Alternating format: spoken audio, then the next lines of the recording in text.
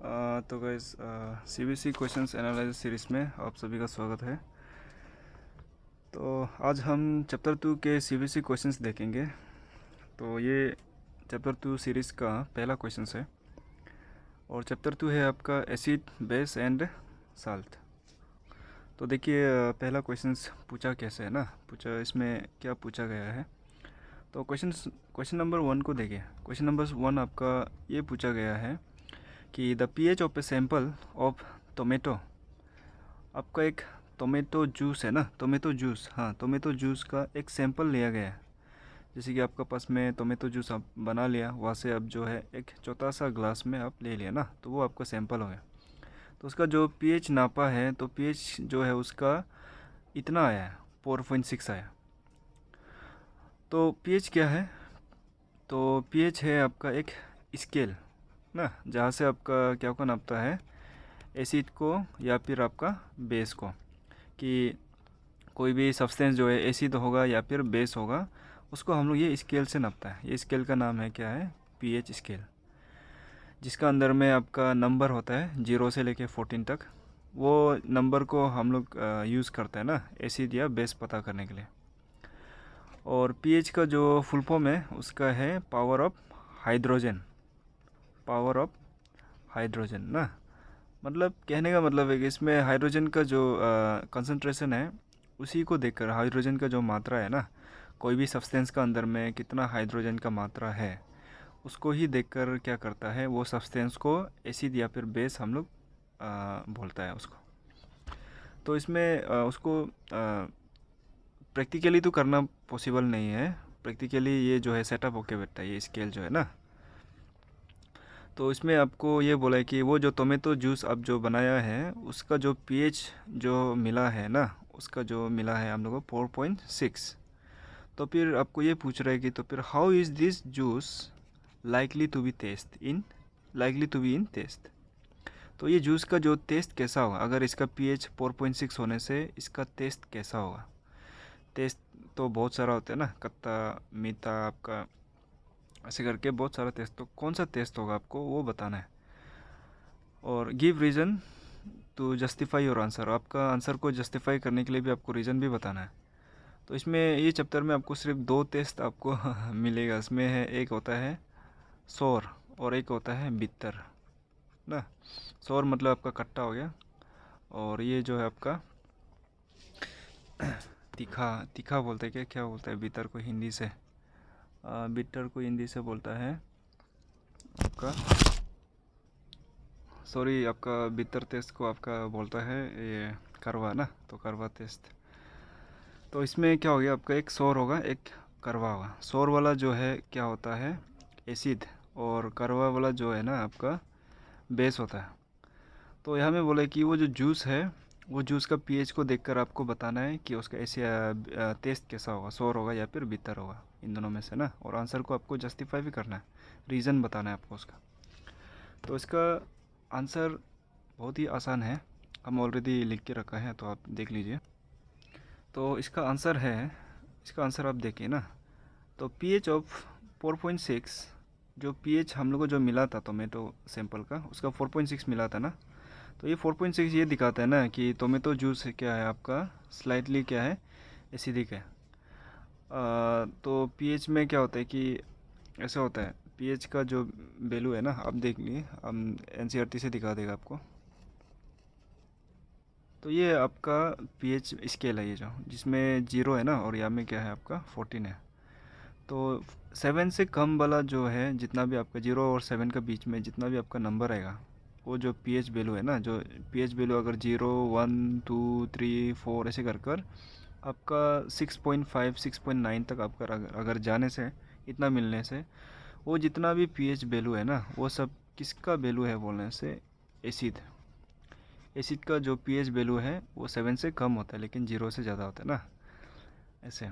और इसके बाद में 7 से ज़्यादा होकर आपका 14 से कम होने से पीएच वैल्यू ना, वो जो किसके लिए होगा, आपका बेस। तो ऐसा है। तो हम लोग का भी जो टोमेटो जूस था उसका पीएच कितना था, 4.6, जो कि किससे कम है आपका, 7 से ना। दैट मीन्स वो टोमेटो जूस जो है थोड़ा सा क्या है आपका, एसिड है। और हम बताया था कि एसिड का जो टेस्ट क्या होता है आपका, सोर होता है। समझ रहे हैं ना। तो हम लोग पीएच को देख के बता बोला, तो पीएच कितना था 4.6, और 4.6 आपको पता है ये एसिड है। तो एसिड है तो वो टोमेटो जूस का टेस्ट कैसा होगा, सोर टेस्ट होगा ना। तो क्वेश्चन ऐसे पूछा है आपको, क्वेश्चन जो है आपको ये पूछ रहा है कि आपका आप पीएच को देखकर आप पता है ना नहीं आपको ना, पीएच का बिल पीएच का कंसेप्ट पता है ना नहीं, 4.6 होने से एसिड होता है ना बेस होता है वो पता है ना नहीं, वो आपको पूछ के आपका कंसेप्ट को चेक कर रहा है। तो ये हो गया, दैट मीन्स ये आपका ये हो गया ना, पीएच स्केल हो गया। तो इसमें आप देखिए, इसमें जो आंसर है, आंसर में आपका ये कह रहा है द पीएच ऑफ 4.6 इंडिकेट्स ना, ये इंडिकेट करता है कि जो टोमेटो जूस है वो एसिडिक है, और अगर फूड में एसिड आ जाने से वो जो है क्या होता है आपका, सोर टेस्ट, आपका सोर टेस्ट होगा। इसलिए आंसर जो क्या होगा, सोर टेस्ट होगा। क्यों होगा, क्योंकि कारण यही है ना, क्योंकि 4.6 है पीएच, तो दैट मीन्स वो क्या है, एसिडिक है। और एसिडिक है तो क्या होता है कि कोई भी सब्सटेंस जो किसका टेस्ट कैसा हो जाता है, उसका एसिड हो जाता है ना, सोर टेस्ट हो जाता है। जैसे कि एग्जांपल और क्या क्या है आपका, लेमन हो गया, ऑरेंज हो गया ना, ये सब भी आपका देखो सोर टेस्ट होता है, खट्टा होता है ना ये सब भी। तो ये सब का अंदर में भी आपको क्या पाया जाएगा, एसिड पाया जाता है ये सब का अंदर में भी। और दैट मीन्स वो लोग का जो पीएच है उसका वैल्यू भी क्या होगा, 7 से कम होगा, ये लोग का भी ना, लेमन और ऑरेंज का भी। तो ये हो गया इसका क्वेश्चन नंबर 1 का आंसर। तो अभी क्वेश्चन नंबर 2 पे आ जाइए। क्वेश्चन नंबर 2 आपका क्या कह रहा है, तो क्वेश्चन नंबर 2 आपका ये कह रहा है कि आपको डिफ्रेंशिएट करना है इसमें, how do we differentiate between a strong acid and a weak base. Strong acid और वीक बेस को हम लोग कैसे करके दोनों में हम लोग अंतर बता सकता है, अंतर कर सकता है, मतलब डिफ्रेंशिएट हम लोग बता सकते हैं दोनों में ना, स्ट्रॉन्ग एसिड और वीक एसिड में। क्या चीज़ को लेकर डिफ्रेंशिएट करना है हम लोग को, क्या चीज़ को बेस में रखकर, आयन फॉर्मेशन। वो लोग का जो आयन फॉर्मेशन, आयन बनने का जो तरीका है ना, उसको देखकर आपको स्ट्रॉन्ग एसिड और वीक बेस को आपको एक दूसरे से अलग है बोल के बताना है, कि स्ट्रॉन्ग एसिड में ऐसे आयन बनता है, वीक बेस में ऐसे आयन बनता है ना, इसीलिए इन दोनों एक दूसरे से अलग है बोल के आपको डिफ्रेंशिएट करना है। वो भी कहाँ में, एक्वस सॉल्यूशन में। एक्वस सॉल्यूशन मतलब ऐसे सॉल्यूशन जहाँ में आपका क्या होगा, वाटर होगा ना। तो पानी में मिल जाने से एसिड जो है, और या फिर बेस जो है पानी में मिल जाने से ना, तो उन दोनों में मिल जाने से वो लोग आयन फॉर्मेशन करता है। तो उसको देखकर आपको क्या करना है, डिफ्रेंशिएट करना है कि स्ट्रॉन्ग एसिड में कैसे आयन फॉर्मेशन होता है, वीक बेस में कैसे आयन फॉर्मेशन होता है ना, ऐसे करके आपको बताना है दोनों का। तो उसका आंसर देखिए, उसका आंसर कैसा है। तो आंसर है आपका, जैसे कि स्ट्रॉन्ग एसिड का बारे में पहले देखते हैं ना, तो इसमें ये लिखा है कि स्ट्रॉन्ग एसिड जो है कम्प्लीटली क्या होता है, आयोनाइज हो जाता है। और आयोनाइज का मतलब क्या है, आयन का मतलब जैसे कि हाइड्रोजन हो गया, ये इसका सिंबल हो गया ना, इसका अगर मात्रा में चार्ज आ जाता है प्लस, तो इसको हम लोग आयन बोलते हैं। और ये मात्रा में चार्ज तभी आता है जब इसमें क्या मिल जाता है, पानी मिल जाता है ना, वाटर। इसमें पानी मिल जाने से तब जाके वो जो है इसमें चेंज होता है आयन में। तो एसिड हो गया, स्ट्रॉन्ग एसिड ना, स्ट्रॉन्ग एसिड हो गया। स्ट्रॉन्ग एसिड जो क्या होता है बोला है, कम्प्लीटली आयोनाइज होता है, मतलब पूरा जो आयन में चेंज होता है एसिड जो, वो भी कहाँ में कम्प्लीटली आयोनाइज होता है, कहाँ में, एक्वस सॉल्यूशन में, मतलब पानी में ना, पानी में कम्प्लीटली आयोनाइज हो जाता है, मतलब आयन में चेंज हो जाता है। मीनिंग, उसका मीनिंग क्या है, मतलब ये है कि dissociate fully to release hydrogen ion. तो और एक कंसेप्ट है हमें ना, क्या कंसेप्ट है, कंसेप्ट ये है कि आपका जो एसिड है ना, एसिड किस लिए एसिड होता है बोलने से, क्योंकि वो लोग जो है पानी में उसको मिलाने से एसिड को ना, तो एसिड जो है पानी का साथ में कांटेक्ट आ जाने से वो एक आयन रिलीज करता है, वो आयन है हाइड्रोजन आयन। या हाइड्रोजन आयन रिलीज होने का कारण से ही वो जो एसिड बनता है, वो उसका पास में एसिड कैरेक्टर होता है, मतलब उसका टेस्ट जो है सोर टेस्ट आ जाता है ना। और एसिड जो है बर्निंग, हम लोग स्किन को भी बर्न कर सकता है ये लोग ना, हम लोग को मतलब हम लोग को चोट पहुंचा सकता है। तो उसका जो बर्निंग इफेक्ट है ना, वो किस लिए होता है बोलने से, ये हाइड्रोजन आयन का वजह से ही होता है आपका। तो हाइड्रोजन आयन का कारण से आपका बर्निंग इफेक्ट आता है। तो इसलिए हाइड्रोजन आयन जो इम्पोर्टेंट है हमें। इसीलिए आपका एसिड जो है ना, एसिड जो है आपका क्या का कारण से होता है, हाइड्रोजन आयन का वजह से होता है ना। तो ये एसिड जो है, स्ट्रॉन्ग एसिड जो है कम्प्लीटली आयोनाइज होता है, मतलब पूरा आयन में चेंज हो जाता है, वो भी कहाँ में, पानी के अंदर में ना। वो भी कौन सा आयन में चेंज हो जाता है, हाइड्रोजन आयन में, इसमें चेंज हो जाता है। जैसे कि एग्जांपल देख लो, एग्जांपल में हम लोग क्या लिए, हाइड्रोक्लोरिक एसिड ना, hydrochloric acid in water. Hydrochloric acid को हम लोग लिया है किस में, वाटर में। तो हाइड्रोक्लोरिक एसिड का फॉर्मूला ये है HCl, H for hydrogen, Cl for chlorine ना। तो इसको पढ़ने से कैसे पढ़ता है, हाइड्रोक्लोराइड, हाइड्रोजन क्लोराइड बोलते हैं इसको, हाइड्रोजन क्लोराइड। लेकिन इसका जो जनरल नेम है वो है हाइड्रोक्लोरिक एसिड, लेकिन इसका केमिकल नेम क्या है, हाइड्रोजन क्लोराइड है। तो इसको पानी में मिला देने से ये जो है इसमें चेंज होता है H प्लस और Cl माइनस में। H प्लस क्या है, हाइड्रोजन आयन, और Cl माइनस क्या है, क्लोराइड आयन। तो इसमें चेंज हो जाता है। तो इसको अभी हम लोग कैसे समझना है, इसका मतलब क्या है कि कम्प्लीटली आयोनाइज होने का मतलब ना, इसका मतलब ये है कि जैसे कि आप एक सैंपल लिया ना, उसमें जो आप HCl को डाला है, तो HCl जो है बहुत सारा हो, ऐसे HCl ना, अब जो इतना पास आपका HCl है, HCl जो सपोज करो ये लिक्विड में है ना, इसको अब यहाँ में डाला है पानी में, तो यहाँ में HCl बहुत होगा। अभी फिर इसको अगर आप जूम करके देखने से इसमें जो है ये लोग इसमें कन्वर्ट हो रहा होगा, H प्लस और Cl minus, H plus Cl minus, इसमें कन्वर्ट हो रहा हो। लेकिन क्या होता है कि इसमें जो है जितना HCl है ना, जितना भी HCl है, HCl करके जो घूम रहा है ना पानी के अंदर में, वो सब जो है इसमें ही चेंज हो जाता है H प्लस और Cl माइनस में। एक तो भी ऐसे नहीं बचता है कि वो जो चेंज नहीं होकर ऐसे मतलब रह जाएगा ना, ऐसे बोला एक तो भी नहीं है, मतलब सभी का सभी जो है इसमें चेंज होता है आयन में। इसीलिए इसको बोलता है कम्प्लीटली आयोनाइज होता है पानी में। कम्प्लीटली आयोनाइज मतलब आयन में चेंज होता है कम्प्लीटली। एक तो भी ऐसे नहीं रहता है जो बिना चेंज होके ना बैठने वाला, एक तो भी नहीं है उसमें। तो सभी का सभी हो जाता है। इसलिए सभी का सभी होने का कारण से इसमें जो है ये मात्रा बहुत बढ़ जाता है पानी के अंदर में, हाइड्रोजन आयन का मात्रा है ना। और हाइड्रोजन आयन का मात्रा बढ़ जाने से तो बहुत आपका तगड़ा वाला एसिड बन जाता है, क्योंकि एसिड का प्रॉपर्टी, एसिड का खूबी कैसे करके आता है, कौन से, हाइड्रोजन आयन का कारण से ही आता है। तो पानी में अगर हाइड्रोजन आयन मात्रा ज़्यादा है दैट मीन्स वो एसिड है, और उसमें एसिड स्ट्रॉन्ग एसिड हो जाएगा वो जो ना। तो समझ गया ना। तो ये है कम्प्लीटली आयोनाइज होता है, उसका मतलब ये है कि एसिड जो है HCl जो है एक तो भी ऐसे नहीं रहता है कि जो इसमें कन्वर्ट नहीं होने वाला ना, सभी का सभी कन्वर्ट हो जाता है। और यहाँ में सभी का सभी मतलब क्या है कि जैसे कि आप इमेजिन कर लो, जैसे कि आप एक एक एक टुकड़ा अब जो है आपका पास में, जैसे कि क्या हो गया, चीनी हो गया ना।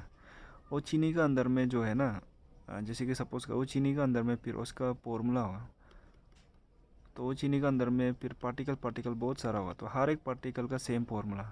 तो उसी तरह हर एक पार्टिकल जो है यहाँ में HCl है, HCl ना, फिर वो HCl जो है फिर H प्लस और Cl में माइनस में कन्वर्ट हो जाएगा जितना भी पार्टिकल है ना। समझ गया होगा, जैसे कि सेंड है ना, तो ये सेंड हो गया HCl ना, इसमें पार्टिकल बहुत सारा है, तो ये हर एक पार्टिकल का फॉर्मूला HCl है। तो हर एक HCl जो है फिर इसमें चेंज हो जाता है H प्लस और Cl माइनस में, एक तो भी ऐसे नहीं रहता ना। तो इसी को बोले कंप्लीट आयोनाइज होना। तो लेकिन वीक बेस में क्या होता है ना, वीक बेस में, तो वीक बेस में ये होता है कि आपका पार्शियली आयोनाइज होता है, मतलब कुछ होता है कुछ नहीं होता है इसमें, पानी में पार्शियली आयोनाइज होता है, मीनिंग ओनली फ्रैक्शन, ओनली है फ्रैक्शन ना, कुछ हिस्सा सिर्फ क्या होता है बेस का, वो जो है क्या में चेंज होता है, हाइड्रोक्साइड आयन में। जैसे आपका HCl जो है, जैसे आपका एसिड जो है किसका कारण से एसिड बनता है, H प्लस का कारण से ना, उसी तरह बेस जो है किसका कारण से बनता है, OH माइनस, ये हाइड्रोक्साइड आयन बोलते हैं इसको ना। हाइड्रोक्साइड आयन का कारण से ही बेस बनता है। अगर पानी का अंदर में बहुत सारा OH माइनस बहुत सारा है ना, हाइड्रोक्साइड आयन बहुत सारा है, तो वो आपका स्ट्रॉन्ग बेस बन जाएगा। और अगर OH माइनस का मात्रा कम है पानी के अंदर में ना, तो वो होगा वीक बेस ऐसे। तो वीक बेस क्या करता है, वीक बेस में ना, जैसे कि हम एक ले लिया, एक सैंपल ले लिया ना बेस का, उसका अंदर में वो बहुत सारा पार्टिकल से बना है, और हर एक पार्टिकल जो फॉर्मूला है वो ये हो गया। जैसे कि हम लोग यहाँ में बेस का वैल्यू लिया ना, यहाँ में बेस जो ये हो गया, क्या है आपका बेस जो हम लोग यहाँ में इसको लिया NH3OH ना, ये बेस हो गया। तो ये बेस को हम लोग लिया ना, तो इसको हम लोग पानी में डाला, तो आधा जो है ऐसे कैसे रह गया, और आधा जो है इसमें कन्वर्ट हो गया माइनस और NH4 माइनस ना, और इसके बाद में और आधा जो है इसमें चेंज हो गया OH माइनस में ना, और आधा जो है NH4 प्लस में और आधा जो है OH माइनस में। तो ऐसे करके चेंज हो गया ना। लेकिन कोई कोई जो है चेंज नहीं होता है, कोई कोई इसमें क्या होता है NH3OH में ही रह जाता है, ये जो चेंज नहीं हो पाता है। तो इसलिए बोलते हैं कि इसका कुछ कुछ पार्टिकल जो है इसमें चेंज हो जाता है ना आयन में, लेकिन कोई कोई जो है पार्टिकल इसमें ही रह जाता है, चेंज नहीं होता है, अलग नहीं हो पाता है। ऐसे वाला को बोलता है पार्शियली आयनाइज, ऐसे वाला को ना। तो इसलिए हमें वही लिखा है, बेस वीक बेस जो है पार्शियली आयनाइज होता है, मतलब ज़्यादा उसमें क्या नहीं बनता है, OH माइनस ज़्यादा नहीं बनता है उसमें ना। तो वो हो गया एग्जाम्पल, आप इसको लिख सकता है एग्ज़ाम के लिए। तो ये हो गया दूसरा क्वेश्चन। अभी तीसरा क्वेश्चन में आ जाओ। तो तीसरा क्वेश्चन आपका ये पूछ रहा है कि एसिड रेन जो है, the acid rain can make survival of aquatic animal difficult. मतलब एसिड रेन ना, एसिड रेन का कारण से आपका जो एक्वेटिक एनिमल जो है वो जो है उसमें सर्वाइव करने के लिए तकलीफ़ होता है, तकलीफ़ हो जाता है वो लोग को ना। एसिड रेन के कारण से वो लोग को जीना मुश्किल हो जाता है पानी के अंदर में। कैसे होता है वो आपको बताना, हाउ। तो सिंपल कंसेप्ट है ये भी ना। तो आंसर देख लो इसमें। तो इसमें क्या है, एसिड रेन, वो एसिड रेन का मतलब क्या है आपका, एसिड रेन का मतलब है कि ऐसे बारिश ना जिसका pH वैल्यू जो है किससे कम होना है, 5.6 से। अगर उसका pH ऐसे, आप जैसे कि बारिश पानी आप कलेक्ट करा है और उसका एक सैंपल लेकर आप जो है उसका pH चेक करा है अपना, तो पाया गया कि वो 5.6 से कम आ रहा है, तो आप जो है वो बारिश को आप जो क्या बोलेगा, एसिड रेन बोलेगा। तो ये है। तो एसिड रेन जो है has a pH lower than 5.6 ना, एंड ओकर्स ड्यू टू, और ये जो है रेन जो है एसिड में क्यों कन्वर्ट हो जाता है, एसिड रेन क्यों बन जाता है ना। एसिड रेन इसलिए बन जाता है क्योंकि उस ये बारिश हो गया जैसे कि, और आसपास में आपका हवा बहुत सारा है ना, गैस, जैसे कि ये हो गया SO2 सल्फर डाइऑक्साइड, ये हो गया NO3 नाइट्रिक ऑक्साइड ना। तो ये सब हो गया, तो ये सब जो है ये पानी के साथ में मिल जाएगा H2O का साथ में। मिलने के बाद में ये लोग जो है सल्फ्यूरिक एसिड और ये क्या बनाते हैं, नाइट्रिक एसिड बना देते हैं। जो अभी पानी जहाँ जहाँ बहेगा ना वो जो है ये एसिड लोगों को साथ में ले जाएगा। इसलिए मतलब क्या होता है कि वो बारिश पानी जो है ये लोग का साथ में मिलने के बाद में एसिड में चेंज हो जाता है। उसी एसिड को हम लोग, उसी रेन को हम लोग एसिड रेन कहा जाता है इसमें ना। तो इसमें इसलिए आंसर में देखिए, आंसर में यही बोला है कि ऑकर्स, ये एसिड में इसलिए कन्वर्ट हो जाता है ड्यू टू दिस दिस क्या आपका दिस सॉल्यूशन ना, दिस सॉल्यूशन ऑफ पोल्यूटेंट्स, जैसे कि क्या क्या है, sulphuric acid and nitrogen oxide ना, ये सब। सॉरी, हम NO3 बोला था, गलत है वो जो nitrogen oxide, yes, nitrogen oxide and sulphuric acid, sulphur dioxide के कारण से, सल्फर डाइऑक्साइड और नाइट्रोजन ऑक्साइड जो पानी बारिश में मिल जाता है ना, उसके कारण से रेन वाटर में, जिस कारण से वो जो है ये एसिड बनाता है, उसका अंदर में ये एसिड बन जाता है, sulphuric acid and nitric acid बन जाता है। तो अभी वो बारिश का अंदर में ये दोनों एसिड है, जिसके कारण से वो अभी एसिड रेन हो गया। तो इसका कारण से बहुत सारा हार्मफुल इफेक्ट होता है एक्वेटिक लाइफ को ना, जो पानी में जितना भी आपका जीव जंतु है। जैसे कि सबसे पहला क्या होगा, डिस्ट्रप्शन ऑफ pH बैलेंस। तो हर एक कोई जो है ना एक बैलेंस pH में आपका ज़िंदा रहता है। जैसे कि ह्यूमन ब्लड का pH जो है 7 से लेके 7.8 का बीच में होता है, उससे अगर ज़्यादा या कम होने से हम लोग इरिटेशन फील होगा, जो ह्यूमन ब्लड ना। तो उसी तरह एक्वेटिक ऑर्गेनिज्म भी जीने के लिए वो लोग का भी एक pH लेवल होना पड़ता है। तो pH लेवल को क्या कर देता है, डिस्टर्ब कर देता है अगर बारिश पानी जो एसिड रेन होने से ना, मतलब उसको ज़्यादा या कम कर देता है। तो are adapted to specific pH ranges ना, कुछ pH रेंजेस में उसको क्या करता है, अलग कर देता है। मतलब एक्वेटिक ऑर्गेनिज्म जितना भी है वो कुछ स्पेसिफिक pH रेंज में ही जीता है, उससे ज़्यादा या कम होने से वो लोग जीना तकलीफ हो जाता है। ये सिग्निफिकेंट चेंज इन pH ना, pH में अगर कुछ चेंजेस आएगा तो वो जो डिस्टर्ब कर देगा, डिस्टर्ब करता है ना, वो जो पूरा वो लोग का क्या को चेंज कर देगा, फिजियोलॉजिकल प्रोसेस को। फिजियोलॉजिकल प्रोसेस मतलब ऐसे डे टू डे लाइफ की एक्टिविटी को ही कहा जाता है इसमें ना, फिजियोलॉजिकल प्रोसेस। जैसे कि रेस्पिरेशन मतलब सांस लेना ना, ऑक्सीजन एक्सचेंज करना ना, ऑक्सीजन और कार्बन डाइऑक्साइड का एक्सचेंज करना, रिप्रोडक्शन प्रोसेस, इसके बाद में ग्रोथ में बहुत सारा चेंजेस आ जाता है। तो ये है गैस। तो ऐसे ही मतलब एसिड जो क्या होता है इफ़ेक्ट करता है, एसिड रेन जो है ना। तो आपको इतना ही बस लिखना है। तो आज के लिए हम लोग इतना ही रखते हैं। कल तो फिर नेक्स्ट आपका वीडियो अपलोड होगा, तो आप लोग देख लीजिए वहाँ से जाकर। तो आज के लिए हो जाएगा, इतना तक रखते हैं। Thank you guys.